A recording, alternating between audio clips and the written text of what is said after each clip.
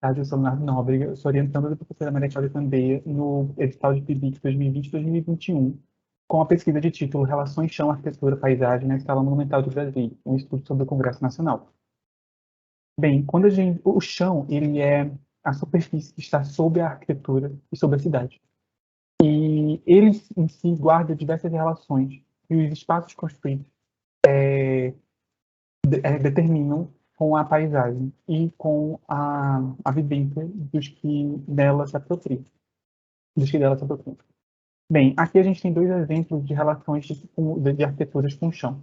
A gente tem os pilotis de blocos de superquadra em Brasília, que permitem a permeabilidade visual e eles permitem o fluxo de pedestres. E a gente tem também o Illinois Institute of Technology, do Mies van der Rohe, que é uma arquitetura elevada sobre um pódio.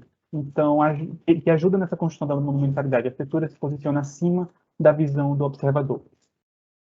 Bem, quando a gente parte para estudar Brasília, a gente tem como referência as 4 escalas que Lúcio Costa determinou como regente dessa cidade. A gente tem a escala residencial, na qual estão os blocos de superquadra, por exemplo. A gente tem a escala bucólica, que permeia todas as outras escalas e que traz essa relação com a natureza tão expressiva nessa cidade.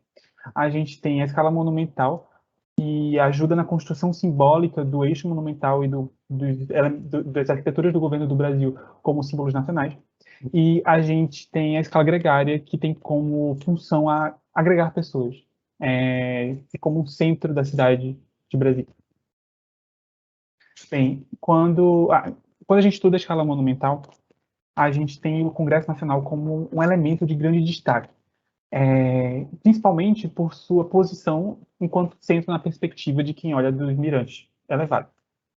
E por sua relação de complexidade com o chão, pelas grandes movimentações de terra que existiram na implantação do Congresso, ele foi escolhido como estudo de caso como exemplo significativo da escala monumental para a gente estudar essa relação com o chão. Bem, a nossa metodologia é a partir de uma revisão bibliográfica da relação entre o chão, arquitetura e paisagem, e também sobre a monumentalidade, como ela é construída a partir da arquitetura. E a gente também buscou em acervo público desenhos técnicos e fotografias da época da construção que nos ajudaram a compreender de que forma o projeto foi pensado. E, em seguida, esses desenhos serão redesenhados e a gente vai trabalhar um pouco com esse tipo de atividade. Bem, quando a gente, ainda no relatório do plano piloto, do Lúcio Costa, a gente consegue encontrar algumas determinações em relação ao chão, que foram pensadas na época em que ele ainda estava se inscrevendo para o edital.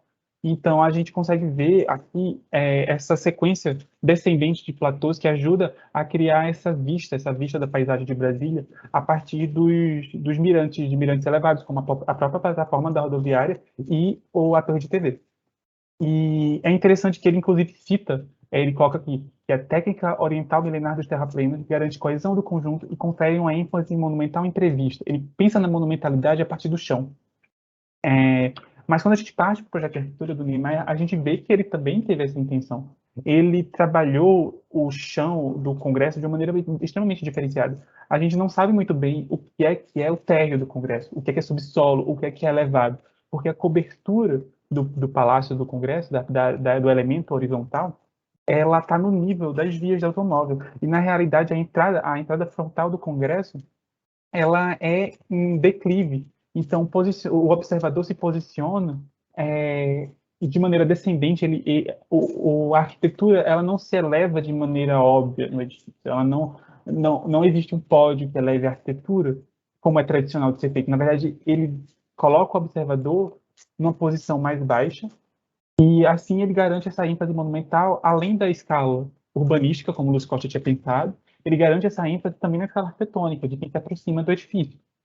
Bem, a partir desses exemplos, a gente consegue ver como essa relação com o chão é importante, como ela foi fundamental na concepção de Brasília e na concepção dos prédios de Brasília. E, enfim, ainda existe muito para ser pesquisado, mas o nosso passo inicial é ainda essa determinação do chão como um elemento a ser estudado, como algo que a gente precisa observar, que a gente precisa prestar mais atenção. Bem, obrigado e é isso.